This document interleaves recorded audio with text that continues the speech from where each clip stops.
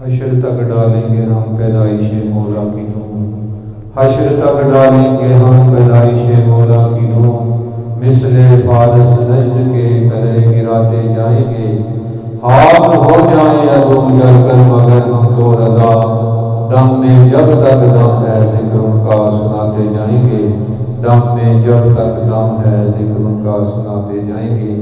آج کا موضوع سماعت فرما لیں، دور خلافت حضرت سیدنا صدیق اکبر رضی اللہ تعالیٰ عنہ امت کے لیے صاحبان رحمت۔ اب میں بلا تاخیر دعوت خطاب دیتا ہوں ممتاز عالم دین حضرت علامہ مولانا محمد بشارت صدیق غازی صاحب کو کہ آپ یہاں مائی کے قریب تشریف لائیں اور اپنے علمی تحقیقی اور بصیرت افروز کتاب سے ہمارے قلوب و ذہان کو منور فرمائیں۔ ممتاز عالم دین حضرت علامہ مولانا محمد بشارت صدیق غازی صاحب دامت برکاتہ عالیہ، مدرس جامعہ طاہرہ مدینہ، امین بارک لاہور، مدرس چینل خانے صبح نور۔ نحمدہ ونصلی ونسلم علی رسولہ الکریم، اما بعد فاعوذ باللہ من الشیطان الرجیم، بسم اللہ الرحمن الرحیم۔ قال اللہ تبارک و تعالی فی الکلام المجید والفرقان الحمید، یا ایہا الذین آمنوا من یرتد منکم عن دینہ فسوف یأتی اللہ بقوم یحبہم ویحبونہ۔ قال اللہ تبارک و تعالی فی مقام الآخر، ان اکرمکم عند اللہ اتقاکم۔ قال النبی صلی اللہ علیہ وسلم، ذکر ابی بکر و شکرہ واجب علی امتی۔ قال النبی صلی اللہ علیہ وسلم فی مقام الآخر، من اراد ان ینظر رجل اعتاقا من النار فلینظر الی ابی بکر۔ صدق اللہ مولانا العظیم وبلغنا رسولہ النبی الکریم، ونحن علی ذلک لمن الشاہدین والشاکرین، والحمد للہ رب العالمین۔ والصلاة والسلام علیک یا رسول اللہ وعلی آلک واصحابک یا حبیب اللہ۔ الصلاة والسلام علیک یا رسول اللہ وعلی آلک واصحابک یا حبیب اللہ۔ الصلاة والسلام علیک یا رسول اللہ وعلی آلک واصحابک یا حبیب اللہ۔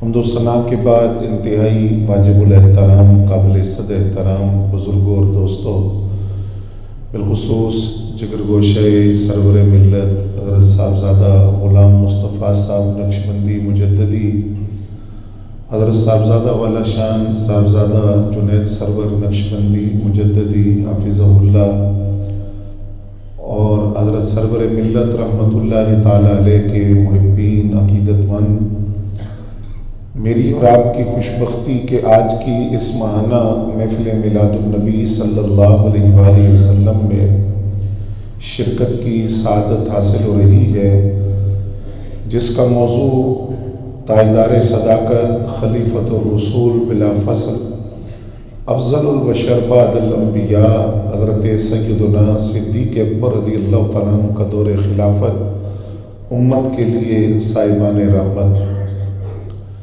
وہ نفوس قدسیہ جن کو اللہ تعالیٰ نے چن کر اپنے حبیب کے دامن کرم سے وابستہ کیا، اور جن کو اللہ تعالیٰ نے یہ اعزاز بخشا کہ وہ اللہ تعالیٰ کے منتخب کردہ ہیں، اور ان کے دلوں کو اللہ نے پسند کیا اپنے حبیب کی معیت اور رفاقت کے لیے، اور جن کے بارے میں قرآن نے کبھی کہا اولئک هم المتقون، اگر تم نے پرہیزگار دیکھنے ہوں تو صحابہ کو دیکھو۔ کبھی فرمایا اولئک هم الراشدون، اگر تم نے ہدایت یافتہ دیکھنے ہوں تو صحابہ کو دیکھو۔ کبھی فرمایا اولئک هم الصادقون، اگر سچے دیکھنے ہوں تو صحابہ کو دیکھو۔ اور کبھی قرآن نے کہا اولئک هم المفلحون، فلاح پانے والے کامیاب دیکھنے ہوں تو صحابہ کرام رضوان اللہ تعالیٰ علیہ مجمعین کو دیکھو۔ اولئک هم المؤمنون، کامل مومن دیکھنے ہوں تو صحابہ کو دیکھو۔ اور کبھی قرآن مجید فرقان حمید بھی ان کی صفات کو یوں بیان کیا جاتا ہے کہ صابرین، خاشعین، سائحین اور آمرون بالمعروف ناہون عن المنکر۔ قرآن بار بار جس مقدس جماعت کی تعریف کرتا ہے اور جس مقدس جماعت کی شان کو بیان کرتا ہے، اس مقدس جماعت کے سردار اور اس مقدس جماعت کے امام کو حضرت صدیق اکبر کہا جاتا ہے۔ حضرت سیدنا صدیق اکبر رضی اللہ تعالیٰ عنہ کے جہاں بہت سارے اعزازات ہیں کہ آپ کی پوری زندگی امت مسلمہ کے لیے ایک رہنمائی کا سامان ہے، وہیں آپ کے حصے میں یہ اعزاز بھی آیا کہ وصال رسول صلی اللہ علیہ وسلم کے بعد منصب خلافت پر سب سے پہلے آپ فائز ہوئے، اور آپ نے منصب خلافت پر فائز ہو کر 2.5 سال کے عرصے کے اندر 2.5 صدی جتنا کام کیا، اور امت پر اتنا بڑا احسان کیا کہ پوری امت مل کر قیامت تک حضرت صدیق اکبر رضی اللہ تعالیٰ عنہ کے اس احسان کا بدلہ نہیں دے سکتی۔ وصال رسول صلی اللہ علیہ وسلم کے بعد صحابہ کرام رضوان اللہ تعالیٰ علیہ مجمعین کی جو کیفیات ہیں ان کو لفظوں میں بیان نہیں کیا جا سکتا، وہ ناقابل یقین کیفیات تھی۔ ظاہری بات ہے وہ صحابہ جو صبح و شام نبی علیہ السلام کے چہرے انور کا دیدار کرتے ہوں، آپ کی زیارت سے مشرف ہوتے ہوں، ان کے لیے نبی علیہ السلام کی جدائی اور دنیا سے جانا یہ اتنا بڑا صدمہ تھا کہ حضرت فاروق اعظم رضی اللہ تعالیٰ عنہ جیسے جری اور بہادر حضرت سیدنا فاروق اعظم بھی اس بات پر یقین کرنے کے لیے تیار نہیں تھے کہ نبی علیہ السلام پردہ فرما گئے ہیں۔ ان حالات کے اندر حضرت سیدنا صدیق اکبر رضی اللہ تعالیٰ عنہ نے اپنے تدبر سے، اپنے فراست سے، اپنی ذہانت سے امت کو سہارا دیا اور پوری امت کو مجتمع کیا، اور نبی علیہ السلام کے وصال کے بعد آقا کریم نے اشارات کے ذریعے ان کی خلافت کی طرف جو اشارہ فرمایا تھا، حضرت صدیق اکبر نے اپنے کردار سے اور اپنے عمل سے نبی اکرم صلی اللہ علیہ وسلم کے اس انتخاب کی صداقت کو پوری امت کے سامنے واضح کیا۔ حضرت سیدنا صدیق اکبر رضی اللہ تعالیٰ عنہ کا 2.5 سالہ جو دور خلافت ہے، جہاں آپ نے فطروں کا مقابلہ کیا، وہیں آپ نے بعد میں آنے والے دور خلافت کے لیے راستہ ہموار کیا۔ اور یہ بات بہت سے محدثین اور سیرت نگاروں نے لکھی ہے کہ حضرت سیدنا فاروق اعظم رضی اللہ تعالیٰ عنہ کا جو 10 سالہ دور خلافت ہے، اس کا راستہ ان 2.5 سالوں میں ہموار ہوا جو حضرت صدیق اکبر رضی اللہ تعالیٰ عنہ کے دور خلافت کے 2.5 سال تھے، کیونکہ ان 2.5 سالوں کے اندر بہت سی آزمائشیں تھیں، فتنے تھے، پریشانیاں تھیں، جن کا مقابلہ حضرت صدیق اکبر رضی اللہ تعالیٰ عنہ نے کیا۔ جب آپ نے منصب خلافت سنبھالا تو آپ نے خطبہ دیا، اس خطبے کے الفاظ میں آپ کے سامنے عرض کرنا چاہتا ہوں، آپ سنیے کہ حضرت صدیق اکبر رضی اللہ تعالیٰ عنہ کو خود اس عہدے کی کوئی خواہش نہیں تھی۔ آپ نے جو پہلا خطبہ دیا، جس کو حضرت ابراہیم بن عبد الرحمن بن عوف رضی اللہ تعالیٰ عنہ نے روایت کیا ہے اور یہ مستدرک میں موجود ہے، آپ نے فرمایا، اے لوگو، خدا کی قسم مجھے زندگی بھر نہ رات میں، نہ دن میں، نہ خفیہ، نہ اعلانیہ اس منصب کی کبھی بھی خواہش نہیں ہوئی مجھے، اور کبھی بھی میں نے خود نہیں چاہا کہ میں خلافت کے منصب پر بیٹھوں، اور میں نے اللہ سے طلب نہیں کیا اس منصب کو، میں تو ایک فتنہ سے ڈر گیا تھا، اور میں نے امارت یعنی حکمرانی لے کر آرام نہیں پایا، بلکہ میرے کندھوں پر ایک عظیم ذمہ داری آن پڑی ہے جو میری برداشت سے بھی زیادہ ہے، مگر یہ کہ خدا مجھے اسے نبھانے کی توفیق دے۔ میں آج بھی چاہتا ہوں کہ مجھ سے کوئی منصب یہ لے لے اور اس کو سنبھال لے۔ 7 دن تک حضرت سیدنا صدیق اکبر رضی اللہ تعالیٰ عنہ یہی کہتے رہے کہ میری بیعت توڑ لو اور کسی کی بیعت کر لو، یہ امام جعفر صادق کی روایت ہے۔ 7 دن تک آپ یہی بات مسلسل فرماتے رہے۔ 7ویں دن مولا علی المرتضیٰ شیر خدا رضی اللہ تعالیٰ عنہ اٹھ کر کھڑے ہوئے، آپ نے تلوار نکالی اور تلوار نکال کر آپ لوگوں سے مخاطب ہوئے اور حضرت صدیق اکبر رضی اللہ تعالیٰ عنہ کی طرف دیکھ کر فرمایا اے ابو بکر، نہ ہم آپ کی بیعت توڑیں گے نہ کسی کو توڑنے دیں گے، اگر ہم آپ کو افضل نہ سمجھتے تو ہم آپ کی بیعت کرتے ہی نہ، ہم نے آپ کو افضل سمجھا تو افضل سمجھ کر نبی اکرم صلی اللہ علیہ وسلم کے بعد آپ کو خلیفہ منتخب کیا۔ تو حضرت سیدنا صدیق اکبر رضی اللہ تعالیٰ عنہ نے اپنے پہلے خطبے میں یہ چیز واضح کی کہ میں نے خلافت کی خواہش کبھی نہیں کی اور نہ میں نے اس منصب کے لیے کبھی اللہ تعالیٰ سے دعا مانگی کہ مجھے یہ منصب ملے، یہ ایک ذمہ داری ہے جو میرے کندھوں پر آ پڑی ہے۔ وصال رسول صلی اللہ علیہ وسلم کے بعد حالات کیا تھے؟ فتنوں کا ایک سیلاب تھا۔ یہ حضرت سیدہ عائشہ صدیقہ رضی اللہ تعالیٰ عنہ کی روایت بھی ہے۔ آپ فرماتی ہیں کہ فتنے اس طرح ہیں جس طرح سیلاب کا پانی آتا ہے۔ مرتدین کا فتنہ، بہت سے قبائل مرتد ہو گئے، مانعین زکوٰۃ کا مسئلہ، زکوٰۃ دینے سے انکار کر دیا، اور اسی طرح بعض وہ تھے جنہوں نے زکوٰۃ کی فرضیت سے انکار کر دیا، بعض وہ تھے جنہوں نے دیگر ضروریات دین سے انکار کر دیا، لشکر اسامہ کی واپس روانگی کا مسئلہ، منکرین ختم نبوت کا جو فتنہ تھا جو خود نبی علیہ السلام کی ذاریات طیبہ میں شروع ہو چکا تھا، وہ فتنہ دوبارہ سر اٹھانے لگا، اس کی سرکوبی کا مسئلہ۔ ان تمام فتنوں کے اندر حضرت صدیق اکبر رضی اللہ تعالیٰ عنہ کے سامنے دو راستے تھے۔ ایک مفاہمت کا راستہ تھا کہ آپ ان سے بات چیت کرتے، نرمی دکھاتے، درمیانہ راستہ نکالتے۔ ایک راستہ یہ تھا کہ آپ جہاد کا راستہ اپناتے۔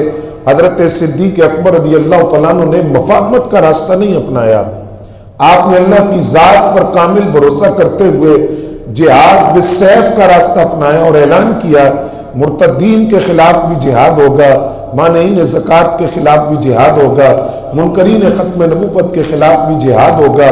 اور اس اعلان کا اور اس عمل کا نتیجہ یہ ہوا کہ ان سارے فتنوں کو آپ نے جڑ سے اکھاڑ کر پھینک دیا۔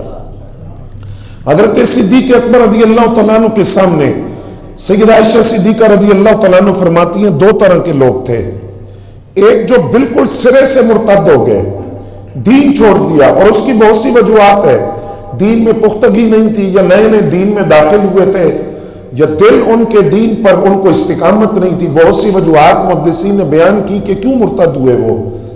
اور کچھ وہ تھے جنہوں نے بعض ضروریات دین کا انکار کر دیا، مثلا جو لوگ زکوٰۃ نہیں دے رہے تھے، انہوں نے کہا ہم نماز پڑھیں گے، روزہ بھی رکھیں گے، زکوٰۃ نہیں دیں گے، حج کریں گے، زکوٰۃ نہیں دیں گے۔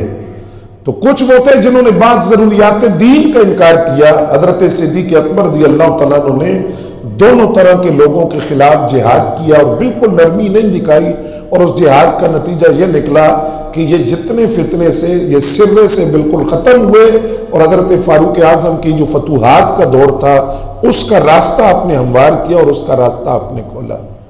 جب آپ خلیفہ بنے تو پہلے دن جو منصب خلافت پر بیٹھنے کے بعد آپ کو بازار میں دیکھا گیا، کپڑے کی گٹھڑی آپ کے کندھے پر ہے۔ حضرت فاروق اعظم رضی اللہ تعالیٰ عنہ کو اطلاع دی گئی کہ حضرت صدیق اکبر تو کپڑے کی گٹھڑی لے کر بازار سے جا رہے ہیں، چونکہ آپ کپڑے کے تاجر تھے، کپڑے کی تجارت کرتے تھے۔ تو حضرت فاروق اعظم رضی اللہ تعالیٰ عنہ آپ کو تلاش کرنے کے لیے نکلے، تلاش کرتے ہوئے مدینہ کے بازار میں پہنچے، اور حضرت سیدنا صدیق اکبر رضی اللہ تعالیٰ عنہ کو دیکھا کہ وہاں کپڑا فروخت کر رہے ہیں، تو آپ سے عرض کیا کہ آپ ہمارے ساتھ چلیں۔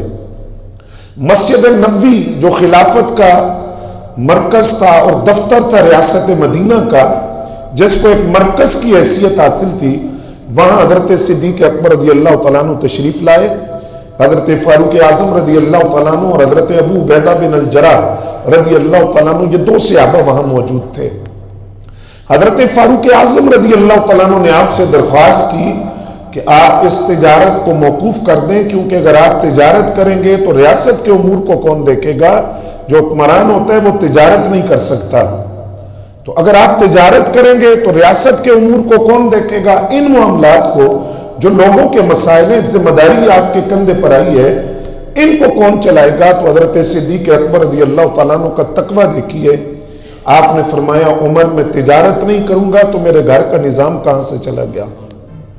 حاکم وقت ہیں اور خلیفہ ہیں اور امیر المومنین ہیں، لیکن بیت المال پر نظر نہیں ہے۔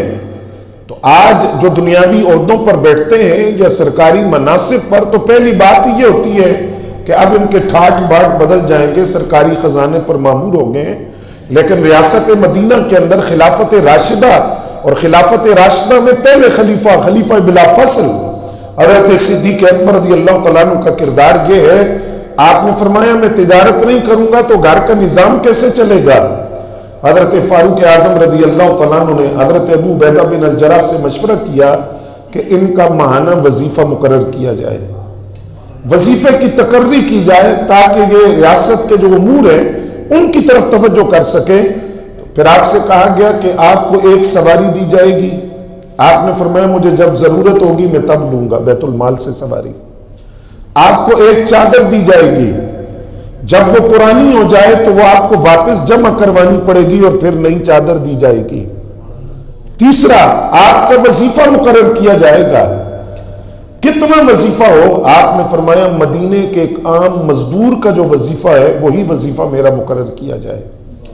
آپ سے سوال ہوا آپ گزارا کر لیں گے؟ فرمایا اگر میرا گزارا نہ ہوا تو مجھے اس بات کا احساس ہوگا کہ اگر میرے گھر کا نظام نہیں چل رہا تو وہ مزدور اپنے گھر کا نظام کیسے چلا رہا ہے۔ تو فرمایا کہ میرا وظیفہ ایک عام مزدور کے برابر ہو۔ یہ وظیفے کی تقرری ہو گئی۔ یہ جو لفظ ہم نے بولا صاحبان رحمت، یہ لفظ سوچ سمجھ کر لکھا گیا۔ اب وہ سمجھئے کہ وہ کیسا صاحبان رحمت تھا۔ جب وہ وظیفہ مقرر ہو گیا آپ کا، کچھ ماہ آپ کے دور خلافت کو گزرے تو آپ کی اہلیہ نے گھر کے اندر شیرینی پکائی۔ جب وہ شیرینی آپ کے سامنے آئی تو آپ نے پہلا سوال اپنی اہلیہ سے یہ کیا کہ یہ شیرینی اور یہ میٹھا کہاں سے آیا ہے؟ تو آپ کی اہلیہ نے جواب دیا کہ یہ جو شیرینی ہے، یہ جو میٹھا ہے، یہ آپ کو جو ماہانہ وظیفہ ملتا ہے اس میں سے کچھ بچت کر کر کے آج کچھ ماہ بعد اتنے پیسے جمع ہوئے کہ یہ شیرینی پکائی گئی ہے۔ تو آپ نے فرمایا اس کا مطلب ہے کہ اس سے کم میں گزارا ہو سکتا ہے۔ آپ نے خازن کو بلایا، فرمایا میرے وظیفے سے اتنا وظیفہ کم کر دو، یہ شیرینی ہم نہیں بھی کھائیں گے تو گزارا ہو جائے گا، وظیفہ کم کر دو۔ اور بات یہاں ختم نہیں ہوئی۔ 2.5 سالہ دور خلافت کے بعد جب آپ پردہ فرماتے ہیں تو سیدہ عائشہ صدیقہ رضی اللہ تعالیٰ عنہا کو آپ نے فرمایا کہ میری جو ترکہ ہے وہ کتنا ہے، ترکہ جو جائیداد میں نے چھوڑی ہے وہ کتنی ہے؟ بتایا گیا اتنی ہے۔ آپ نے فرمایا حساب لگاؤ جو وظیفہ بیت المال سے میں نے لیا وہ کتنا ہے۔ 2.5 سالوں کے اندر اس وظیفے کا حساب لگایا گیا، جو آپ کے ترکے کی رقم تھی وہ اس وظیفے سے زیادہ تھی 2.5 سال کے وظیفے سے۔ تو آپ نے فرمایا یہ جتنا ترکہ میں نے چھوڑا ہے یہ سارا بیت المال میں جمع کروا دو۔ یعنی جو آپ نے بیت المال سے وصول کیا 2.5 سالوں کے اندر، اس سے زیادہ واپس آپ نے بیت المال میں جمع کروا دیا۔ اور آپ نے بیت المال سے یعنی ایک پائی بھی آپ نے وصول نہیں کی، اور آپ نے جو خدمات سر انجام دی ریاست مدینہ کے اندر خلیفہ اول کی حیثیت سے، وہ یوں سمجھیے کہ وہ فی سبیل اللہ تھی، اس کے لیے ایک پائی بھی آپ نے بیت المال سے وصول نہیں کی۔ اور آپ کا طرز عمل کیا تھا؟ حضرت انیسہ رضی اللہ تعالیٰ عنہ فرماتی ہیں حضرت سیدنا صدیق اکبر رضی اللہ تعالیٰ عنہ کا ایک پڑوسی قبیلہ تھا، منصب خلافت پر فائز ہونے سے پہلے اس قبیلے کی بچیاں آپ کے پاس آیا کرتی تھی تو آپ ان کے ساتھ جا کر ان کی بکریوں کا دودھ دھو کر ان کو دیا کرتے تھے۔ منصب خلافت سنبھالنے کے بعد ایک مرتبہ آپ کی ان بچیوں سے ملاقات ہوئی تو آپ نے ان بچیوں سے پوچھا کہ اب تم کیوں نہیں آتی؟ تو انہوں نے کہا اب آپ تو خلیفہ بن گئے ہیں۔ تو ہم نے یہی سوچا اب وہ ابو بکر پہلے والے ابو بکر نہیں رہے، حاکم بن گئے ہیں۔ آپ نے فرمایا میں وہی ابو بکر ہوں جو منصب خلافت سے پہلے تھا، تم آیا کرو۔ اور آپ پھر ان کے ساتھ تشریف لے گئے اور ان کو بکریوں کا دودھ دھو کر آپ نے دیا، اور یہ بتایا کہ جو ریاست کا حکمران ہوتا ہے وہ عوام کا خادم ہوتا ہے، اور وہ عوام کی خدمت اس کا اولین فریضہ ہوتا ہے۔ اور یہی طرز عمل حضرت سیدنا صدیق اکبر رضی اللہ تعالیٰ عنہ کا تھا۔ اب جو سب سے پہلا مسئلہ منصب خلافت کے بعد آپ کے سامنے تھا وہ یہ تھا کہ ایک لشکر 700 صحابہ پر مشتمل ایک لشکر تھا جس کو لشکر اسامہ کہتے ہیں۔ اس کو نبی علیہ السلام نے اپنی ظاہری حیات طیبہ کے آخری ایام میں شام کی طرف روانہ کیا تھا۔ यह भी मदीना के कुर्ब जवार में ही था। इत्तला मिली कि आका करीम सल्लल्लाहु अलैहि वसल्लम का विसाल हो गया, और बाद रिवायात के लफ्ज़ ये हैं कि नबी अलैहिस्सलाम की तबीयत नासाज है, तो लश्कर उसामा को वापस मदीना तैयबा में बुलाया गया। और इसको बुलाने की जो बुनियादी वजह थी वो समझने वाली है। वो बुनियादी वजह ये थी कि अगर नबी अलैहिस्सलाम का विसाल हो जाता या विसाल हो चुका था, तो सहाबा की राय ये थी कि हो सकता है बाद कबीले मुर्तद होकर मदीने पर हमला कर दें। जब मदीने पर हमला करें तो 700 सहाबा, एक बड़ी तादाद है, वो मदीना से बाहर हो, उसके अंदर कई मुजाहिद सहाबा शामिल हैं, तो उन मुर्तदीन का मुकाबला फिर कौन करेगा। लिहाजा ये जो लश्कर था इसको वापस बुलाया गया। मदीना तैयबा के अंदर नबी अलैहिस्सलाम की तदफीन हो गई। तदफीन के बाद ये मसला सहाबा के सामने रखा गया कि अब क्या किया जाए, इस लश्कर को भेजा जाए या न भेजा जाए। अक्सरियत की राय ये थी कि हजरत उसामा बिन ज़ैद रज़ियल्लाहु तआला अन्हु का जो लश्कर है इसको वापस न भेजें, क्योंकि जरूरत है मदीना तैयबा के अंदर। अगर ये लश्कर गया और मुर्तदीन ने हमला कर दिया तो मुर्तदीन को जवाब कैसे देंगे। हजरत सैयदना सिद्दीक़ अकबर रज़ियल्लाहु तआला अन्हु के लफ्ज़ सुनिए। आपने फरमाया, सहाबा अबू बकर के जिस्म को दरिंदे नोचें और अबू बकर के जिस्म को पकड़कर दरिंदे घसीटें और इसकी बोटियां नोचें, तब भी जो हुक्म मेरे नबी ने दिया था मैं उसको रोक नहीं सकता, क्योंकि ये लश्कर मैंने जारी नहीं किया, ये नबी अलैहिस्सलाम ने अपनी जिंदगी में जारी फरमाया था। आप दरिंदे अगर मेरा जिस्म भी नोच लें तो मैं तब भी इस लश्कर को नहीं रोकूंगा, क्योंकि ये नबी अलैहिस्सलाम का जारी किया हुआ लश्कर है। उस लश्कर को हुक्म हुआ कि ये लश्कर दोबारा जाएगा, और उसकी जो रवानगी का मंजर है वो बड़ा ईमान अफरोज है। आप सवारी के साथ साथ चल रहे हैं और कमांडर इन चीफ 18 साल उम्र है, हजरत उसामा बिन ज़ैद रज़ियल्लाहु तआला अन्हु अभी बच्चे थे, वो सवारी पर बैठे हुए हैं और नबी अलैहिस्सलाम ने उनको कमांडर इन चीफ बनाया था। तो हजरत सिद्दीक़ अकबर रज़ियल्लाहु तआला अन्हु साथ चल रहे हैं। हजरत उसामा बिन ज़ैद रज़ियल्लाहु तआला अन्हु ने पलट कर हजरत सैयदना सिद्दीक़ अकबर से अर्ज किया, ए खलीफतुर रसूल, आप सवारी पर आ जाएं, मैं नीचे उतर जाता हूं, या आप सवारी पर बैठे मैं नीचे उतरता हूं, या मेरे साथ सवारी पर आ जाएं। तो हजरत सिद्दीक़ अकबर रज़ियल्लाहु तआला अन्हु ने फरमाया, न तू सवारी से नीचे उतरेगा न मैं सवारी पर बैठूंगा, क्योंकि मैं ये नहीं देख रहा कि सवारी पर कौन बैठा है, मैं ये देख रहा हूं कि तुझे सवारी पर बिठाकर कमांडर इन चीफ किसने बनाया था, ये क़यादत तुझे किसने सौंपी थी और ये जिम्मेदारी तुझे किसने सौंपी थी, मेरे लिए यही बात काफी है। और मुजाहिदीन के घोड़ों से गर्द उड़कर अगर अबू बकर के वजूद पर पड़े तो इससे बड़ी एजाज की बात क्या होगी। तो ये पहला मसला। अब इसमें हजरत सिद्दीक़ अकबर रज़ियल्लाहु तआला अन्हु की फरासत देखिए आप। लश्कर चला गया, अक्सर सहाबा इस राय के हक में नहीं थे कि इस लश्कर को भेजा जाए, लेकिन हजरत सिद्दीक़ अकबर ने यह लश्कर भेज दिया। जब ये लश्कर चला गया, ये जिस इलाके से गुजरता था, खास तौर पर उन इलाकों से जहां मुर्तदीन का फितना था, लोग दीन छोड़ रहे थे, तो वो इस लश्कर को देखकर वापस दीन में आ गए। और ये बात उन्होंने अपनी जुबान से कही कि अगर हजरत सिद्दीक़ अकबर के पास मदीने से बाहर भेजने के लिए इतना बड़ा लश्कर है, तो अल्लाह ही जानता है कि मदीने के अंदर कितनी कुव्वत उन्होंने जमा की होगी। इस लश्कर की धाक बैठी, इस लश्कर का रौब बैठा, शाम से भी फतह हो गई और वो इलाके जो लोग मुर्तद होना चाहते थे वो भी बाज आए, ये लश्कर लौट कर आया। तो फिर सहाबाए किराम ने हजरत सिद्दीक़ अकबर की फरासत को सलाम पेश किया कि आपने इस लश्कर को जारी किया, और इस लश्कर के जारी होने का नतीजा ये हुआ कि मुर्तदीन के अक्सर लोग जो मुर्तद होना चाहते थे वो भी बाज आ गए, और दूसरी तरफ शाम की फतह भी अल्लाह ताला ने अता फरमा दी। इसके साथ दूसरा मसला था मानहीन ज़कात का। कुछ लोग वो थे जो ये कहते थे कि हम ज़कात नहीं देंगे, नमाज पढ़ेंगे, रोजा रखेंगे, हज करेंगे, लेकिन ज़कात नहीं देंगे। हजरत सैयदना सिद्दीक़ अकबर रज़ियल्लाहु तआला अन्हु ने इनके खिलाफ जिहाद का ऐलान किया। आपने फरमाया मैं इनके खिलाफ जिहाद करूंगा। इस मौके पर हजरत फारूक आज़म रज़ियल्लाहु तआला अन्हु ने गुफ्तगू की। आपने सहाबा से मशवरा मांगा। अक्सर सहाबा ने यह मशवरा दिया कि आप इनके खिलाफ जिहाद का ऐलान न करें, चूंकि ये कलमा पढ़ते हैं, ज़कात की फर्जियत का इनकार नहीं कर रहे, ज़कात देने से इनकारी हैं। فرضیت کا انکار نہیں کر رہے، فرضیت کا انکار کفر ہے، کیونکہ زکوٰۃ تو نص قطعی سے ثابت ہے، تو یہ دینے سے انکاری ہے، لہٰذا آپ ان کے خلاف جہاد کا اعلان نہ کریں۔ حضرت فاروق اعظم جیسے جلوی صحابی، آپ نے بھی حضرت صدیق اکبر رضی اللہ تعالیٰ عنہ سے یہ عرض کیا کہ آپ ان کے خلاف جہاد کیسے کریں گے، یہ کلمہ پڑھتے ہیں، مسلمان ہیں، زکوٰۃ دینے سے انکاری ہیں۔ تو حضرت سیدنا صدیق اکبر نے فرمایا عمر یہ بات تم کر رہے ہو، یہ بات تم کہہ رہے ہو، تم تو دین میں بڑے سخت تھے اور دین مکمل ہو چکا حضور کی ذات پر، میں اب اس میں کیسے فیصلہ کروں کہ ایک زکوٰۃ نہیں دیتے تو میں کیسے چھوڑ سکتا ہوں انہیں؟ دین مکمل ہو چکا، کوئی نیا حکم نہیں آنا، نئی وحی نہیں آنی، تو جو لوگ اسلام کے احکام کے اندر تفریق کریں ان کو کھلا نہیں چھوڑا جا سکتا۔ حضرت سیدنا صدیق اکبر نے لشکر روانہ کیا مانعین زکوٰۃ کے خلاف، وہ لشکر گیا اور اس لشکر کے جانے کا نتیجہ کیا ہوا؟ جس کے ذمے ایک رسی بھی زکوٰۃ بنتی تھی وہ خود لے کر آیا مدینہ طیبہ کے اندر، اس نے حضرت صدیق اکبر کو پیش کی کہ یہ زکوٰۃ ہے میرے ذمہ، یہ آپ وصول فرمائیں، قبول کریں۔ یہ اس جہاد کا نتیجہ۔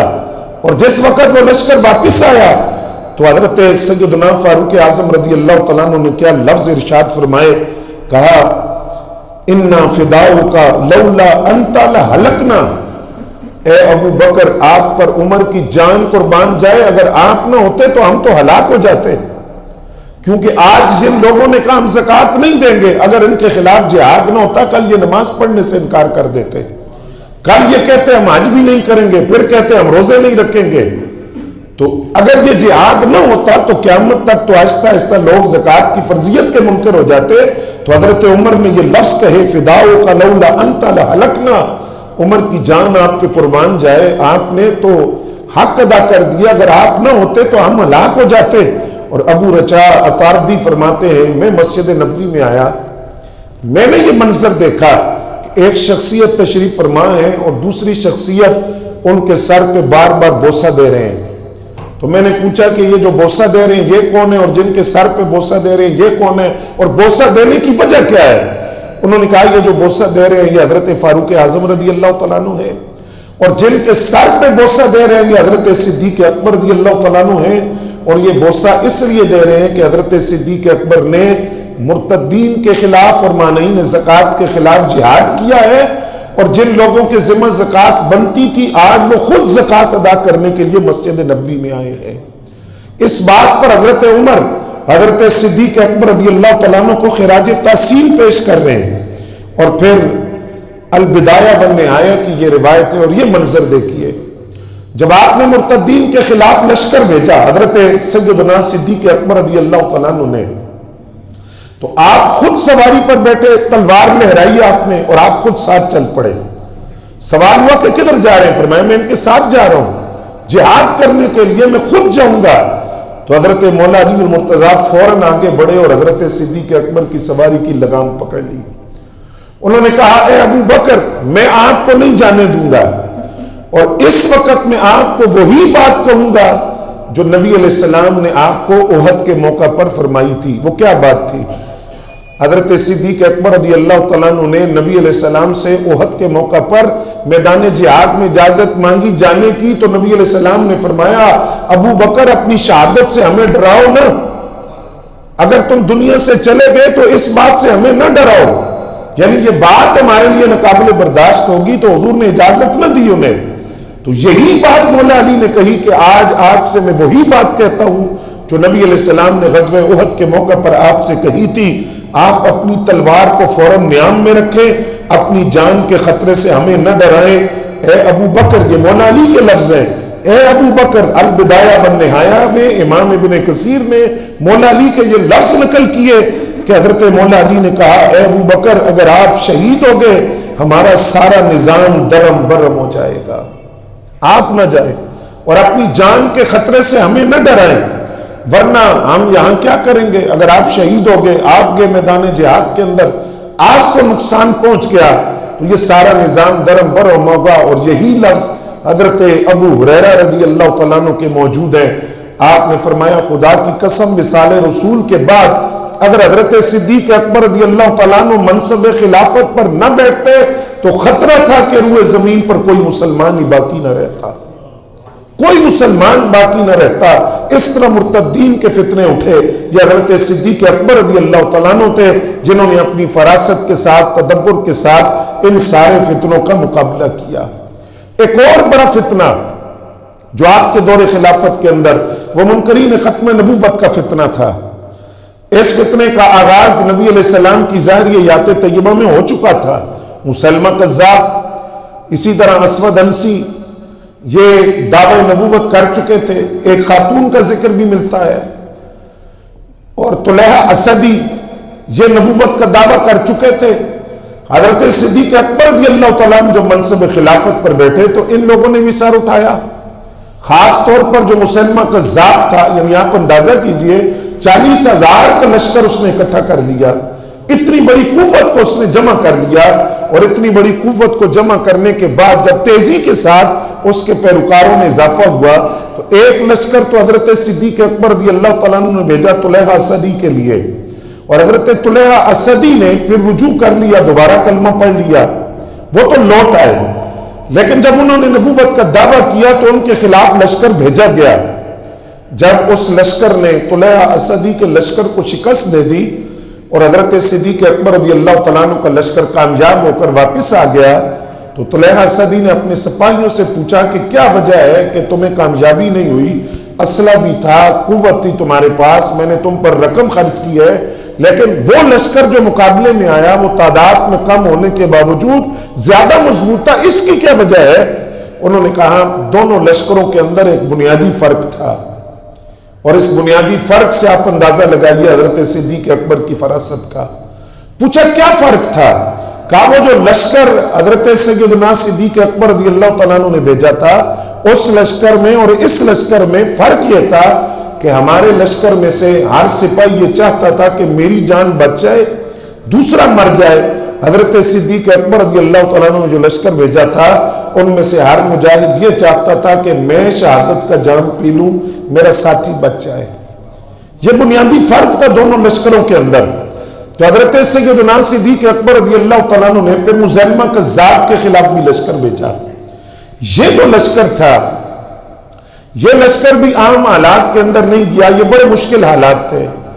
آپ اب تصور کریں کہ چاروں طرف فتنے، صحابہ کو نبی علیہ السلام کے وصال کا غم بھی ہے، وہ جدائی کا غم بھی ہے، دوسری طرف مرتدین کا فتنہ ہے، مانعین زکوٰۃ کا مسئلہ ہے، لشکر اسامہ کی روانگی کا مسئلہ تھا۔ ان سارے مسائل کے اندر ایک لشکر بھیجنا اور 40,000 کی فوج کے مقابلے میں بھیجنا، یہ بہت بڑی آزمائش تھی۔ لیکن حضرت سیدنا صدیق اکبر رضی اللہ تعالیٰ عنہ نے حضرت خالد بن ولید رضی اللہ تعالیٰ عنہ کی قیادت میں اس لشکر کو روانہ کیا، اور جب روانہ کیا تو جو لفظ آپ نے ارشاد فرمائے، یعنی آپ نے اس بات کی طرف اشارہ کیا کہ جنگیں تو تم نے اس سے پہلے بھی لڑی ہیں لیکن ایسی جنگ تم نے پہلے نہیں لڑی ہوگی، لہذا آپ نے اعلان کیا، فرمایا مدینہ طیبہ کے اندر مجھے کوئی مرد نظر نہ آئے، تمام نکلو، احد والے بھی نکلو۔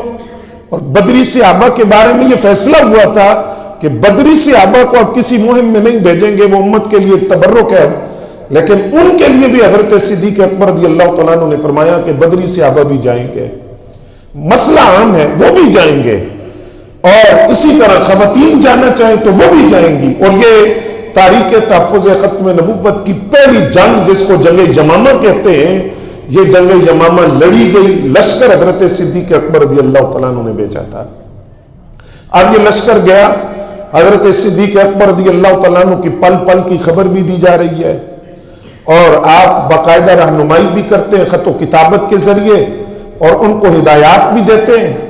اور یہ لشکر آپ دیکھیے کہ کس قدر مستعد لشکر تھا کہ 1200 صحابہ نے اپنی جانوں کا نذرانہ پیش کیا، لیکن متحد رہے اور ٹوٹے نہیں ہیں، متحد رہے، کیونکہ قیادت حضرت صدیق اکبر رضی اللہ تعالیٰ عنہ کی تھی۔ تو یہ ان کا کمال تھا، ان کی فراست تھی کہ 1200 صحابہ نے جانیں دے دی، لیکن جب تک مسلمہ کذاب اور اس کے فتنے کو زمین بوس نہیں کیا، زمین میں دفن نہیں کیا، واپس نہیں آئے، 1200 صحابہ شہید ہو گئے، اور ادھر کم و بیش 20,000 کی تعداد سیرت نگاروں نے لکھی ہے، مسلمہ کذاب کے پیروکار جن کو واصل جہنم کیا گیا اور اس فتنے کو جڑ سے اکھاڑ کر پھینکا گیا، اور یہ صحابہ کرام فتح یاب ہو کر حضرت سیدنا صدیق اکبر کی قیادت کے اندر جنگ یمامہ میں ختم نبوت کے تحفظ کا جھنڈا گاڑ کر واپس مدینہ طیبہ میں آئے۔ یہ حضرت سیدنا صدیق اکبر رضی اللہ تعالیٰ عنہ کا کارنامہ تھا۔ اب اس میں کا اہم مسئلہ میں آپ حضرات کی ذرا توجہ چاہوں گا، اس میں آپ کا جو انتخاب خلافت تھا وہ کیسے ہوا؟ یہ بھی ایک بڑا مارکۃ الآراء مسئلہ، اور بالخصوص ہماری یونیورسٹیوں کے اندر نوجوانوں کا ذہن خراب کیا جاتا ہے کہ مولا علی المرتضیٰ کو شامل نہیں کیا گیا۔ یہ انتخاب خلافت کس بنیاد پر تھا، اور مولا علی المرتضیٰ شیر خدا رضی اللہ تعالیٰ عنہ کے اس میں کیا کردار تھا، وہ بڑا اہمیت کا حامل ہے۔ حضرت سیدنا صدیق اکبر، حضرت فاروق اعظم، حضرت ابو عبیدہ بن الجراح رضی اللہ تعالیٰ عنہ مجمعین یہ مسجد نبوی میں بیٹھے ہوئے ہیں۔ آقا کریم کا وصال ہوا ہے، خبر پہنچی کہ سقیفہ بنو ساعدہ کے اندر انصار کی میٹنگ ہو رہی ہے اور وہ خلیفہ منتخب کر رہے ہیں۔ یہ تینوں صاحب اٹھے، سقیفہ بنو ساعدہ پہنچے۔ سقیفہ بنو ساعدہ ایک جگہ تھی جہاں فیصلے ہوتے تھے، مشاورت ہوتی تھی۔ جب یہ تینوں صاحب وہاں پہنچے تو پتہ چلا کہ حضرت سعد بن عبادہ رضی اللہ تعالیٰ عنہ کو خلیفہ منتخب کر دیا گیا ہے۔ تو اس پر حضرت فاروق اعظم رضی اللہ تعالیٰ عنہ بڑے جلال میں اٹھ کر کھڑے ہوئے تو حضرت صدیق اکبر نے ان کا ہاتھ پکڑ لیا، ان کو نیچے بٹھایا، فرمایا گفتگو میں کروں گا۔ آپ اٹھ کر کھڑے ہوئے اور انصار مدینہ کے آپ نے فضائل بیان کیے۔ اب تدبر آپ دیکھیں، فضائل بیان کیے، فرمایا اے انصار مدینہ تمہاری خدمات سے انکار نہیں ہے، اور تم نے دین کے لیے جو قربانیاں دی ہیں اس سے بھی انکار نہیں، اکثر ازواج مطہرات انصار سے ہیں، اور تمہارے شہر کی طرف نبی علیہ السلام نے ہجرت فرمائی ہے، تمہارے اعزازات قریش کے لیے سر آنکھوں پر ہیں۔ اور آپ نے ان کو مخاطب کر کے فرمایا یہ بتاؤ کیا تم نے نبی علیہ السلام کا یہ فرمان نہیں سنا کہ جو وزراء ہیں وہ انصار سے ہوں گے اور خلفاء قریش سے ہوں گے؟ کیا تم نے نبی علیہ السلام کا یہ فرمان سنا ہے؟ تو حضرت سعد بن عبادہ جن کو خلیفہ منتخب کیا گیا تھا وہ بولے، انہوں نے کہا صدقت یا ابا بکر، اے ابو بکر آپ بالکل سچ کہہ رہے ہیں، نحن الوزراء انتم الخلفاء، ہم وزیر ہیں آپ خلیفہ ہوں گے، لہذا مجھ سے دستبردار ہوتے۔ تو حضرت سیدنا صدیق اکبر نے فوراً جو دونوں اصحاب قریش حضرت فاروق اعظم اور ابو عبیدہ بن الجراح ان کا ہاتھ پکڑ کر آگے کیا، فرمایا ان میں سے جس کی چاہے بیعت کر لو۔ حضرت فاروق اعظم فرماتے ہیں اس وقت بغیر کسی جرم کے میری گردن اڑا دی جاتی، یہ آسان تھا میرے لیے، لیکن یہ اعلان بڑا مشکل ہو گیا کہ میں اتنی بڑی ذمہ داری۔ تو فوراً کہا کہ ابو بکر آپ جیسے افضل انسان کی موجودگی میں کیسے خلیفہ بن سکتا ہوں؟ آپ موجود ہو اور آپ سے بڑھ کر افضل کون ہو سکتا ہے، تو میں کیسے خلیفہ بنوں گا؟ تو حضرت صدیق اکبر نے فرمایا عمر تم قوت والے ہو، تو حضرت فاروق اعظم نے فرمایا میں اپنی قوت آپ کو دیتا ہوں، میری طاقت آپ کے ساتھ ہے، میری قوت آپ کے ساتھ ہے، آپ اعلان کریں۔ اس پر حضرت فاروق اعظم نے پھر ایک تفصیلی خطبہ دیا۔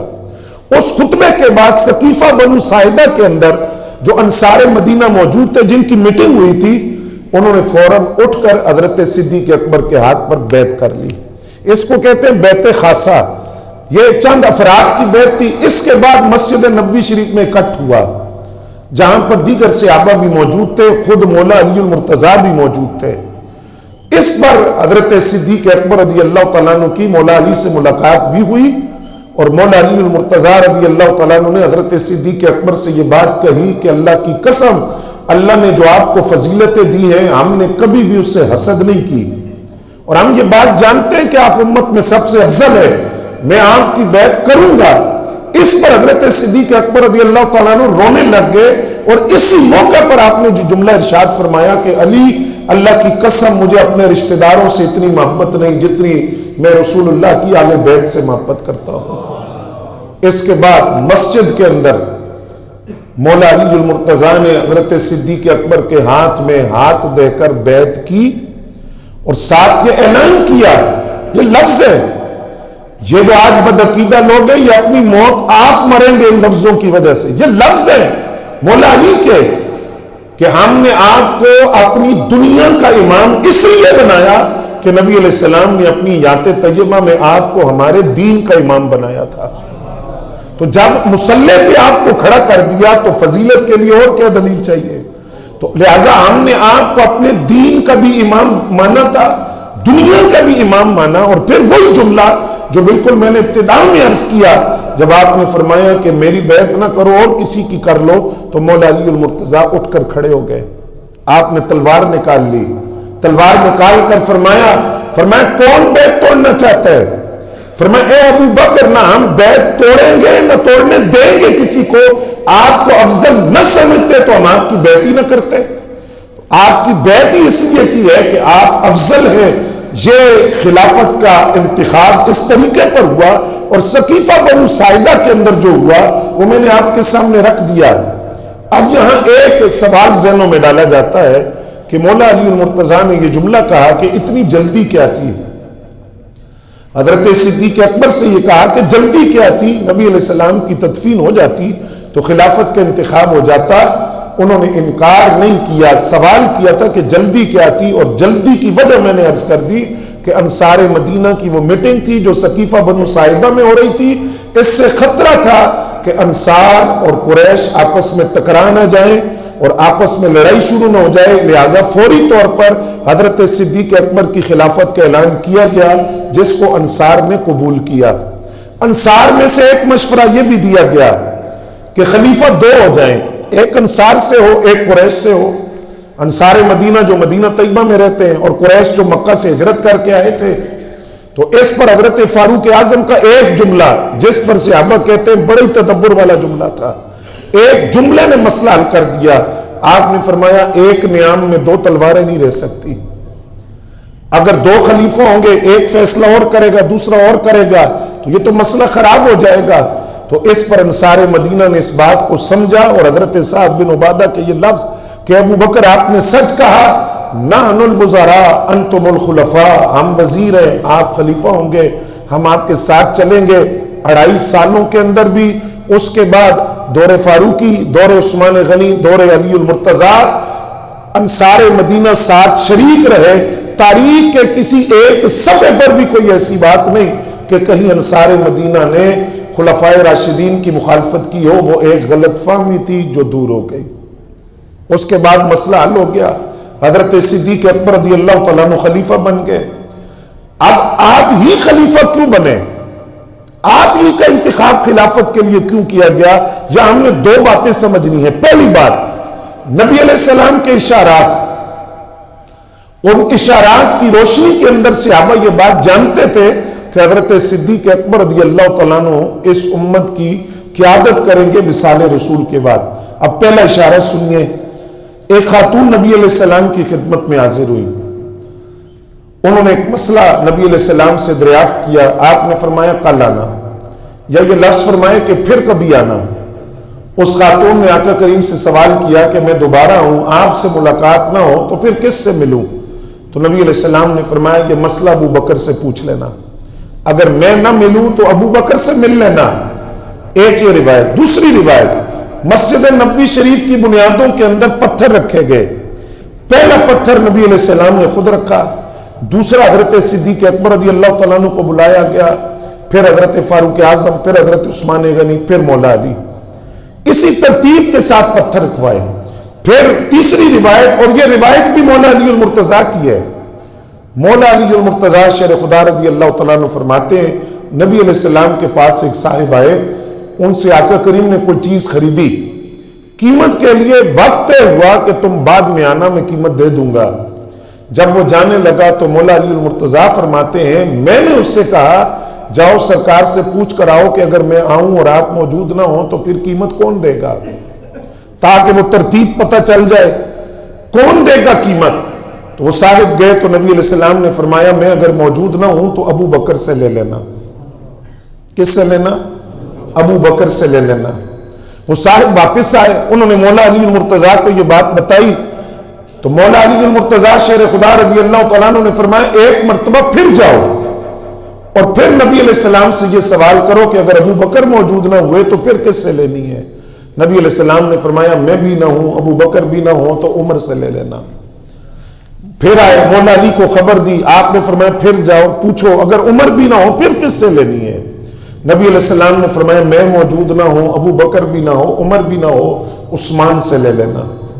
وہ پھر لوٹ کر آئے، مولا علی کو بتایا، مولا علی نے فرمایا ذرا پھر جاؤ اور سوال کرو، اگر عثمان غنی بھی موجود نہ ہو پھر کس سے لینی ہے؟ نبی علیہ السلام نے فرمایا اگر میں بھی نہ ہوں، ابو بکر موجود نہ ہو اور عمر نہ ہو، عثمان نہ ہو، تو پھر قیمت کس سے لینی ہے؟ فَإِلَى الَّذِي أَرْسَلَكَ، یہ جو تمہیں بار بار بھیج رہے ہیں نا، پھر قیمت تم ان سے لے لینا۔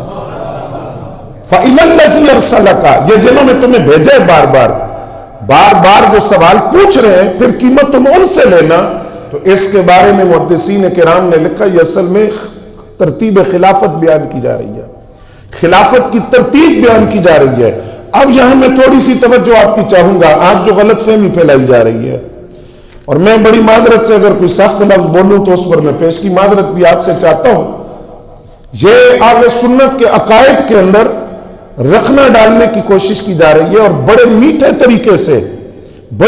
طریقے کے ساتھ اہل سنت کے جو عقائد ہیں ان میں بگاڑ پیدا کر کے لوگوں کو بدعقیدہ بنانے کا جو مشن ہے اس کو بڑی تیزی کے ساتھ یہ لوگ آگے لے کر جا رہے ہیں۔ ان میں سے پہلی بات یہ کی گئی، جو سو رہے ہیں وہ ذرا جاگے میری بات کو توجہ فرمائیں۔ پہلی بات کہ حضرت صدیق اکبر رضی اللہ تعالیٰ عنہ کی افضل ہونے کی وجہ یہ ہے کہ آپ پہلے خلیفہ ہیں، یہ بات غلط ہے۔ یہ بات کیا ہے؟ آپ کی افضلیت کی یہ وجہ نہیں ہے کہ آپ پہلے خلیفہ ہیں، آپ کے پہلے خلیفہ ہونے کی وجہ یہ ہے کہ آپ سب سے افضل ہیں۔ یہ عقیدہ اہل سنت کا، اور ان دونوں میں زمین آسمان کا فرق ہے۔ اگر ہم یوں کہیں کہ آپ کے افضل ہونے کی وجہ یہ ہے کہ آپ پہلے خلیفہ ہیں، تو اس کا مطلب وہ جو رافضی اور شیعہ کہتے ہیں کہ ولایت کے اعتبار سے مولا علی افضل ہیں، روحانی اعتبار سے مولا علی افضل ہیں، اور سیاسی اعتبار سے حضرت صدیق اکبر افضل ہیں کیونکہ وہ پہلے خلیفہ ہیں، تو یہی بات اسی بنیاد پر کی جاتی ہے کہ آپ افضل اس لیے ہیں کہ آپ پہلے خلیفہ ہیں۔ ہم کہتے ہیں یہ بات نہیں ہے، آپ پہلے خلیفہ ہونے کی وجہ سے افضل نہیں ہے، افضل ہونے کی وجہ سے آپ پہلے خلیفہ بنے ہیں۔ آپ افضل تھے اسی لیے تو پہلے خلیفہ بنے، اور آپ کی خلافت وہ وجہ نہیں افضل ہونے کی، افضل ہونا وجہ ہی آپ کی خلافت کی۔ کیونکہ اگر ہم یہ کہیں کہ آپ سیاسی طور پر پہلے ہیں اور ولایت میں مولا علی پہلے ہیں تو ہم دو گستاخیاں کر رہے ہیں۔ اس کا مطلب یہ ہے کہ حضرت مولا علی المرتضیٰ میں سیاست کے گر موجود نہیں تھے اور حضرت صدیق اکبر میں ولایت کے گر موجود نہیں تھے۔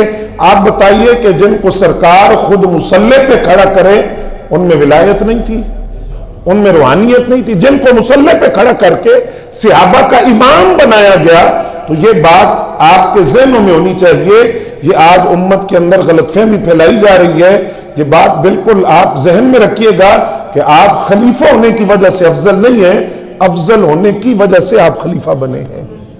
پوری امت میں آپ افضل ہیں۔ افضل البشر بعد الانبیاء کا جو لفظ ہم بولتے ہیں اس کا مطلب یہ ہے کہ نبیوں کے بعد کائنات میں افضل ترین ہستی حضرت صدیق اکبر رضی اللہ تعالیٰ عنہ کی ہے۔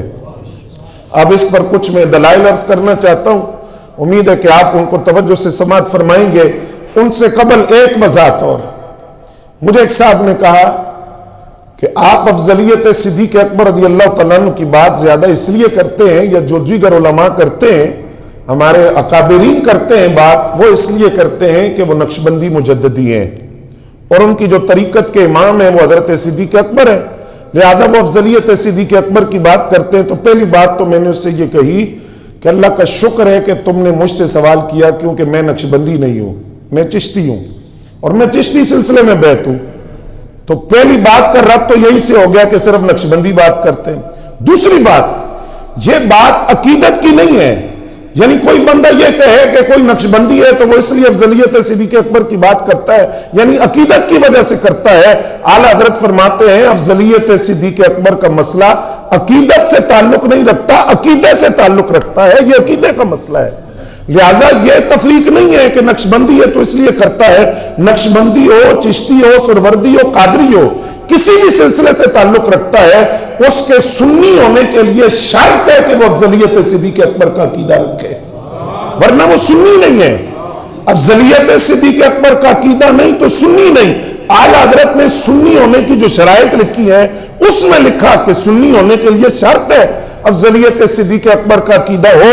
और इमाम आजम अबू हनीफा रहमतुल्लाह अलैह सिराजुल उम्मा कश्फुल गुम्मा इमामुल आइम्मा, आपसे पूछा गया आले सुन्नत की अलामत क्या है, आपने फरमाया शेखैन की फजीलत का अकीदा रखना, हजरत सिद्दीक अकबर और फारूक आजम रज़ी अल्लाह तआला अन्हुमा, शेखैन की फजीलत का अकीदा रखना और हजरत उस्मान गनी और मौला अली से मोहब्बत रखना, ये आले सुन्नत के अकायद में से है।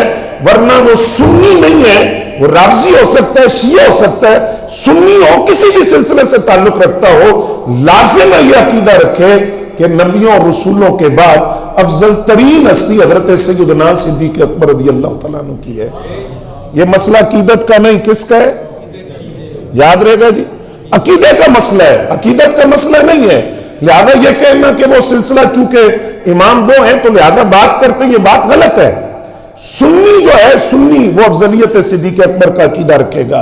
हजरत अबू दरदा रज़ी अल्लाह तआला अन्हु फरमाते हैं, मैं एक मरतबा हजरत सिद्दीक अकबर रज़ी अल्लाह तआला अन्हु के आगे चल रहा था तो नबी अलैहिस्सलाम ने मुझे रोका।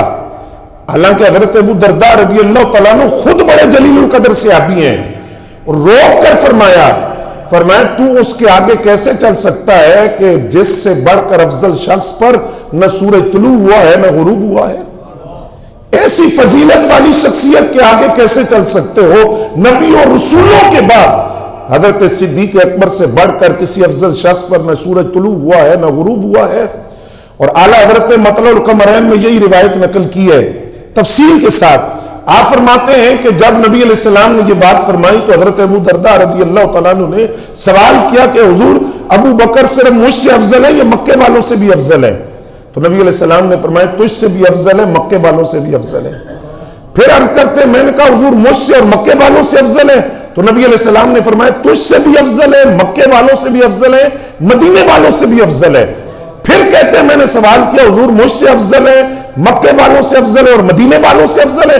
तो फिर सरकार ने फरमाया पूरी कायनात के अंदर अबू बकर से बढ़कर अफजल शख्स कोई नहीं है जिस पर सूरज तुलू और गुरूब हुआ हो। नबियों और रसूलों के बाद पूरी मखलूक के अंदर अफजलुल खल्क बाद रसूल हजरत सिद्दीक अकबर रज़ी अल्लाह तआला अन्हु की जात है। मसला हल हुआ या नहीं?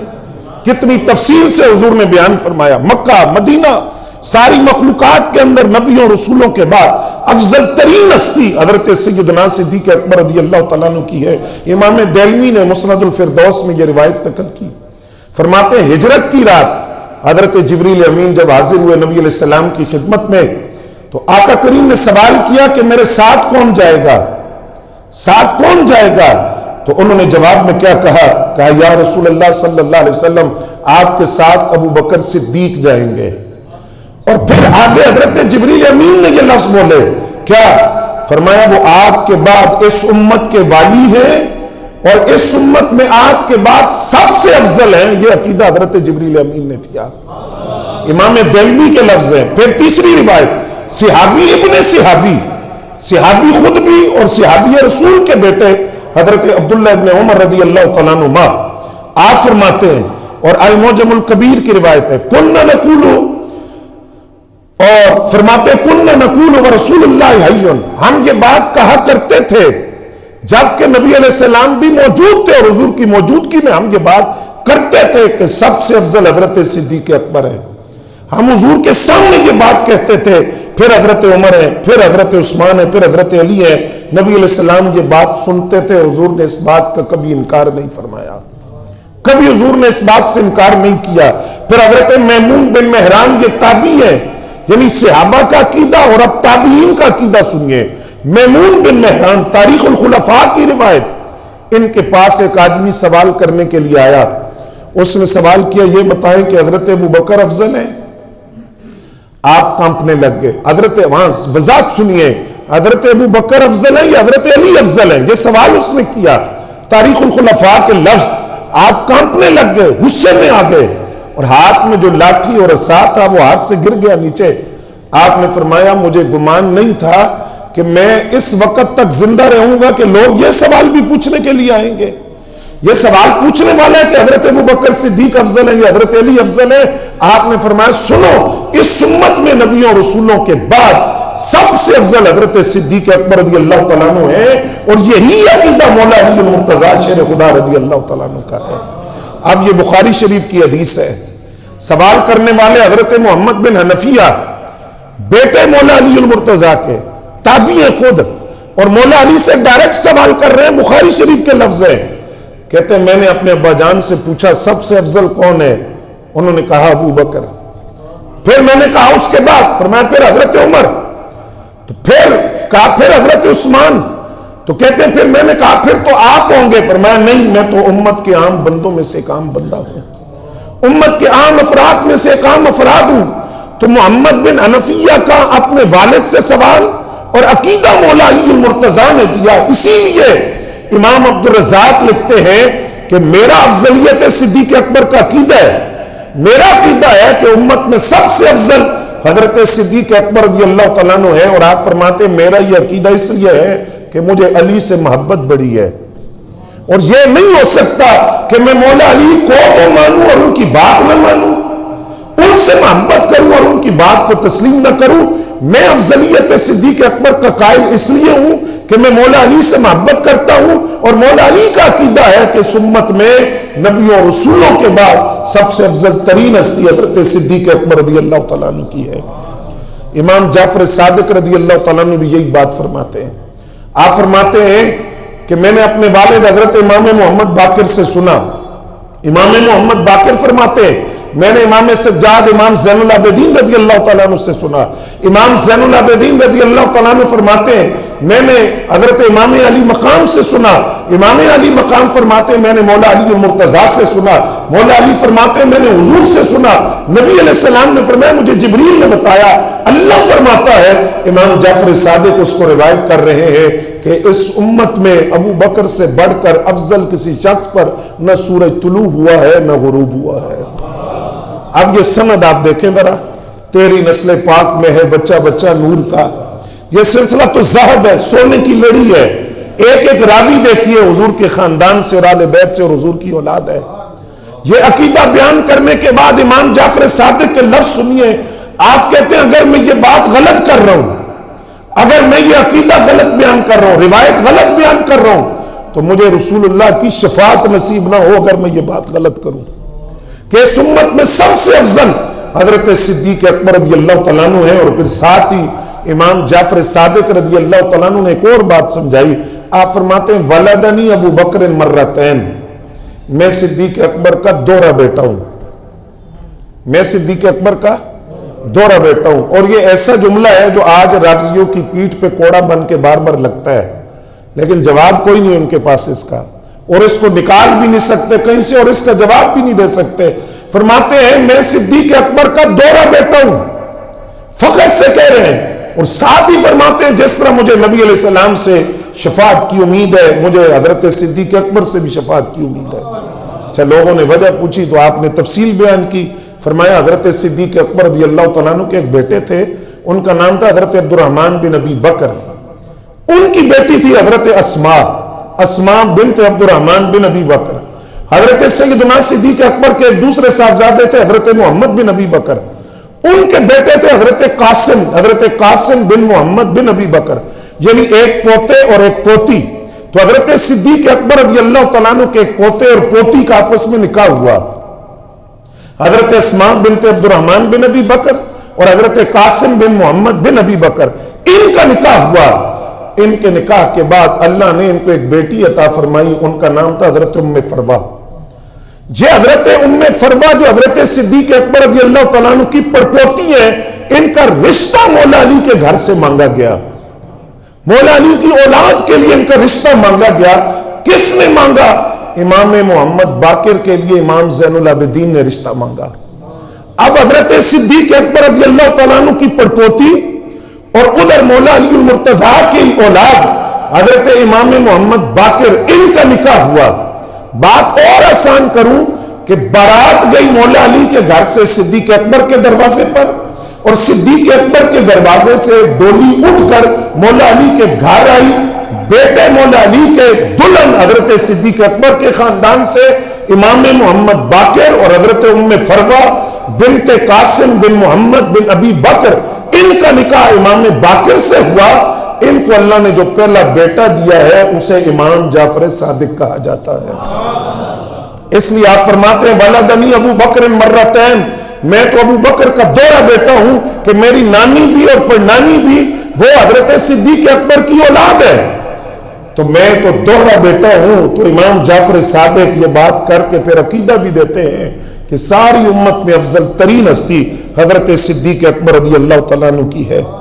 حضرات گرامی قدر، یہی عقیدہ مجدد صاحب کا، یہی عقیدہ داتا صاحب کا، یہی عقیدہ حضور غوث الورا کا، یہی عقیدہ خواجہ غریب نواز کا، یہی عقیدہ تاجدار گولڑا حضرت پیر میر علی شاہ صاحب کا، یہی عقیدہ حضرت غزالی زماں کا خطبات کاظمی کے اندر موجود ہے. آپ فرماتے ہیں الحمدللہ میں سنی ہوں اور سید عالم کے بعد میرے نزدیک امت میں سب سے افضل حضرت صدیق اکبر رضی اللہ تعالیٰ عنہ ہے. فرمایا ہو سکتا ہے کوئی کہے کہ سرکار کو اس صحابی سے زیادہ محبت تھی. فرمایا احب ہونا اور ہے، افضل ہونا اور ہے. کسی سے زیادہ محبت ہونا یہ اور مسئلہ ہے، اور کسی کو افضل سمجھنا یہ اور مسئلہ ہے. احب ہونا اور ہے، افضل ہونا اور ہے. یہی بات تاجدار گولڑا نے لکھی ہے. مجدد صاحب کی تعلیمات بھی یہی ہے کہ کثرت روایات کسی کے فضائل و مناقب میں ہو سکتی ہے، لیکن افضل حضرت صدیق اکبر رضی اللہ تعالیٰ عنہ کی ذات ہے. داتا صاحب نے جو جملے لکھے ہیں وہ سنے کشف المحجوب کے اندر. تو آج یہ جو رافضی اور بدعقیدہ لوگ ہیں، تم داتا صاحب کس منہ سے آتے ہو جب ان کی تعلیمات کو نہیں مانتے؟ داتا صاحب کشف المحجوب میں جب داتا صاحب ذکر کرتے ہیں حضرت صدیق اکبر کا، تو آپ نے کیا لکھا؟ کہتے ہیں شیخ الاسلام. کیا جی؟ شیخ الاسلام وبعد از انبیاء خیر الانام، انبیاء کے بعد افضل ترین ہستی. اور یہ جو ترجمہ میں عرض کر رہا ہوں نا، ترجمہ بھی ایک سید زادے کا ہے، سید غلام معین الدین نعیمی رحمت اللہ تعالیٰ علیہ کا وہ ترجمہ میں عرض کر رہا ہوں. سید زادے نے جو ترجمہ کیا، بعد از انبیاء خیر الانام، خلیفہ پیغمبر. اور یہاں تفریق نہیں کی کہ روحانی خلیفہ کے سیاسی خلیفہ، کیونکہ یہ بعد والے دجالوں کا کام ہے. ان ولیوں کے نزدیک روحانی پہلے خلیفہ بھی وہی تھے اور سیاسی پہلے خلیفہ بھی وہی تھے. خلیفہ پیغمبر، امام و سید اہل تجرید، کہتے ہیں وہ لوگ جو دنیا سے دور ہیں نا، تارک الدنیا، زہد والے، ان کے امام حضرت صدیق اکبر، شہنشاہ ارباب تفرید. اور کہتے ہیں از آفات انسانی بعید. یہ القابات داتا صاحب نے کشف المحجوب میں لکھے. یہ دو لفظ بعد از انبیاء خیر الانام اور خلیفہ پیغمبر، ترجمہ بھی سید زادے نے کیا. اور یہ لفظ جس شخصیت کے ہیں وہ بھی امام حسن کی اولاد ہے، جس کو داتا علی اجویری کہا جاتا ہے. وہ خود بھی سید زادے ہیں، مولا علی کی اولاد ہے. تو آپ نے بھی یہ عقیدہ دیا کہ حضرت سیدنا صدیق اکبر رضی اللہ تعالیٰ عنہ اس امت میں سب سے افضل ہے. ایک جملہ حضرت نے کمال کا لکھا. آپ فرماتے ہیں اس پوری کائنات میں نہ نبی علیہ السلام جیسا کوئی پیر ہے، نہ حضرت صدیق اکبر جیسا کوئی مرید ہے. ایسا پیر بھی زمانے نے نہیں دیکھا، ایسا مرید بھی زمانے نے نہیں دیکھا کہ جن کا قرب یہ ہو، جن کی شان یہ ہو. امام تقی الدین الواقید والجواہر میں لفظ لکھتے ہیں یہی عقیدہ کہ امت میں سب سے افضل حضرت صدیق اکبر رضی اللہ تعالیٰ عنہ ہے. آگے وہ جملہ لکھتے ہیں کہ حضرت صدیق اکبر نبی علیہ السلام کے لیے اس طرح لازم تھے جس طرح جسم کے لیے روح لازم ہوتی ہے. اور اگلا جملہ انہوں نے لکھا، فرمایا یہی وجہ ہے کہ میثاق انبیاء کے موقع پر جب اللہ تعالیٰ نے نبیوں سے میثاق لیا، اس موقع پر بھی حضرت صدیق اکبر رضی اللہ تعالیٰ عنہ حضور کے ساتھ تھے. اور یہ روایت موجود ہے، نبی علیہ السلام نے حضرت صدیق اکبر سے فرمایا اتذکر یوم یومن، کیا تمہیں وہ دن یاد ہے؟ تو کوئی کتنا قریبی یار بھی کیوں نہ ہونا، وہ پوچھے گا کس دن کی بات کر رہے ہو. یہ ایسے مزاج شناس نبوت تھے، انہوں نے نہیں کہا کون سا دن، فوراً کہا حضور مجھے وہ دن یاد ہے. فرمایا پتہ ہے ابو بکر کون سے دن کی بات کر رہا ہوں؟ عرض کہ حضور وہ عالم ارواح کے اندر جب رب نے روحوں سے فرمایا تھا الستو بربکم، کیا میں تمہارا رب نہیں ہوں؟ تو حضرت صدیق اکبر عرض کرتے ہیں حضور میں آپ کے ساتھ وہاں موجود تھا. سب سے پہلے آپ نے کہا تھا بلا، نبیوں میں سے سب سے پہلے آپ نے بلا کہا. اور امتوں میں سے سب سے پہلے میں نے بنا کہا تھا. تو یہی بات امام تقی الدین الجواقیت والجواہر میں لکھتے ہیں کہ حضرت صدیق اکبر نبی علیہ السلام کے ساتھ اس طرح تھے جس طرح جسم کے ساتھ روح ہوتی ہے. لازم تھے یہاں تک کہ میثاق انبیاء کے موقع پر بھی حضرت صدیق اکبر نبی علیہ السلام کے ساتھ موجود تھے.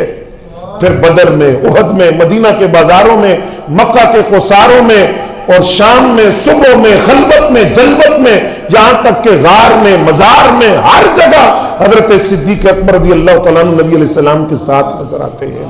وقت میرا ہو گیا، میں 2 باتیں مختصر عرض کر کے بات ختم کر رہا ہوں. پہلی بات، امام زرقانی نے مواہب الدنیا کی شرح میں لکھا، آپ فرماتے ہیں جب نبی علیہ السلام غار میں تشریف لے گئے تو غار کے منہ پر اللہ تعالیٰ نے 3 پہرے بٹھائے. ایک پہرا تھا ام غیلان نامی ایک جڑی بوٹی یہ تھی، ایک درخت تھا، پودا تھا عرب کے اندر، کانٹے دار جھاڑی تھی، کپڑے الجھ جاتے تھے اس میں. تو وہ پودا جیسے ہی حضور غار ثور میں تشریف لے گئے وہ پودا پیدا بھی ہوا اور انسانی قد کے برابر بڑا بھی ہو گیا. وہ جو کفار آتے وہ دیکھتے کہ اگر اندر کوئی جاتا تو یہ جھاڑی یہاں نہ ہوتی، اس کی موجودگی میں تو ممکن ہی نہیں ہے جانا. دوسرا، مکڑی نے جالا بنا تو وہ مکڑی کا جالا دیکھ کر بھی اندازہ ہوتا تھا کہ بھئی اندر کوئی نہیں ہے، اگر کوئی جاتا تو یہ جالا نہ ہوتا یہاں. تیسرا، کبوتری نے انڈے دیے، غار کے منہ پر گھونسلہ تھا، انڈے دے دیے. تو اس کو دیکھ کر کفار رک جاتے کہ اگر اندر کوئی ہوتا تو یہ گھونسلہ نہ ہوتا، انڈے ٹوٹ جاتے، انڈے سلامت نہ ہوتے. امام زرقانی لکھتے ہیں، آپ فرماتے ہیں وہ جو کبوتری تھی نا جس نے انڈے دیے تھے غار کے منہ پر، اور 3 دن وہ غار کے منہ پر بیٹھی رہی، اس نے چونکہ اللہ کے نبی سے وفا کی تھی تو اللہ نے اس کو انعام دیا. امام زرقانی لکھتے ہیں 2 انعام ملے. ایک، اللہ نے اس کی نسل کو باقی رکھا، اس کی نسل آج بھی موجود ہے. کہاں موجود ہے؟ آپ فرماتے ہیں یہ کعبۃ اللہ کے اوپر جو کبوتر اڑتے ہیں یہ اسی کبوتری کی نسل ہے. اور حرم کے اندر رکھے کہ کوئی کنکر نہ مارے، پتھر نہ مارے، تنگ نہ کرے، زخمی نہ کر دے. تو نسل بھی باقی اور حرم میں رکھی. تو امام زرقانی کہتے ہیں سوچنے کی بات ہے، ایک پرندہ 3 دن غار کے منہ پر بیٹھے، اس کا یہ انعام ہے. تو جو حضرت صدیق اکبر رضی اللہ تعالیٰ عنہ سائے کی طرح حضور کے ساتھ رہے، جان ہتھیلی پر رکھ کر ساتھ رہے، پرندے کا انعام یہ ہے، تو حضرت صدیق اکبر کی وفاؤں کا انعام کیا ہوگا؟ آپ توجہ تو کریں نا کہ کھانا کون لے کر جا رہا ہے اور مکے کی خبریں کون دے رہے ہیں، تازہ دودھ کون پیش کر رہے ہیں، کھانا پکا کون رہا ہے. گھر کے اندر سیدہ عائشہ پاک ہے، کھانا لے کر حضرت اسماء بنت ابی بکر جا رہی ہیں، حضرت عبداللہ بن ابی بکر مکے کے حالات روزانہ پہنچاتے ہیں غار ثور، حضرت عامر بن فہیرہ، حضرت صدیق اکبر کے غلام وہ تازہ دودھ روزانہ بکریاں شام کو غار کے منہ پر لے جا کر تازہ دودھ حضور کو پیش کرتے ہیں. یہ پروسیس آسان نہیں تھا. کیوں؟ مکے کے کافر بھوکے بیڑیوں کی طرح آقا کریم کو تلاش کر رہے تھے. جان جا سکتی تھی لیکن صدیق اکبر کا پورا خاندان جان ہتھیلی پر رکھ کر خدمت کے لیے حاضر تھا، یہاں تک کہ ان کا تہیہ یہ تھا جان چلی جائے ذات رسول سے غداری نہ ہو. حضرت اسماء بنت ابی بکر کے پاس ابو جہل آیا، اس نے کہا بتاؤ تمہارے والد کدھر ہیں؟ تم جانتی ہو؟ فرمایا جانتی ہوں. کدھر ہے؟ فرمایا نہیں بتاؤں گی، نہیں بتاؤں گی. کافروں کا بڑا سورما ہے سامنے کھڑا ہے، پھر پوچھتے بتاؤ کدھر ہے؟ فرمایا نہیں بتاؤں گی، میں جانتی ہوں. اس نے بعض روایات کے مطابق تھپڑ مارا اور ایک روایت ہے کہ لاٹھی آپ کے سر پر ماری، کان زخمی ہو گیا، بالی کان سے نیچے گر گئی. اس نے پھر پوچھا بتاؤ کدھر ہے؟ فرمایا جان بھی لے لو نا، نہیں بتاؤں گی. رگوں میں صدیق اکبر کا خون ہے، جان جا سکتی ہے، ذات مصطفیٰ سے غداری نہیں ہو سکتی. یہ کس کا خاندان ہے جو ہاتھ باندھ کر حضور کی خدمت میں کھڑا ہے اور سارا خاندان حضور کی خدمت کر رہا ہے. آخری بات آپ سے یہ کرتا ہوں، اگر وہ قرب ہم نے سمجھنا ہو نا تو میں ایک مثال عرض کرتا ہوں. قرب سمجھی حضرت صدیق اکبر رضی اللہ تعالیٰ عنہ کا. آج دیکھو نا عرس کا اشتہار چھپتا ہے تو اس اشتہار پہ صاحب عرس کے مزار کی تصویر لگتی ہے. حضرت صوفی صاحب قبلہ رحمۃ اللہ علیہ آپ کے مزار کی تصویر لگے تو جن کو مزار کا پتہ ہے وہ باقی مضمون تو نیچے نہیں پڑھیں گے، وہ تو مزار کی تصویر دیکھ کر سمجھ جائیں گے عرس ہے، یہاں جانا ہے، یہ پتہ ہے، یہ ایڈریس ہے. صاحب عرس کا یہ پتہ ہے جہاں جانا ہے. داتا صاحب کے مزار کی تصویر ہو، تصویر دیکھ کے بندہ سمجھ جاتا ہے یہ پتہ یہاں جانا ہے.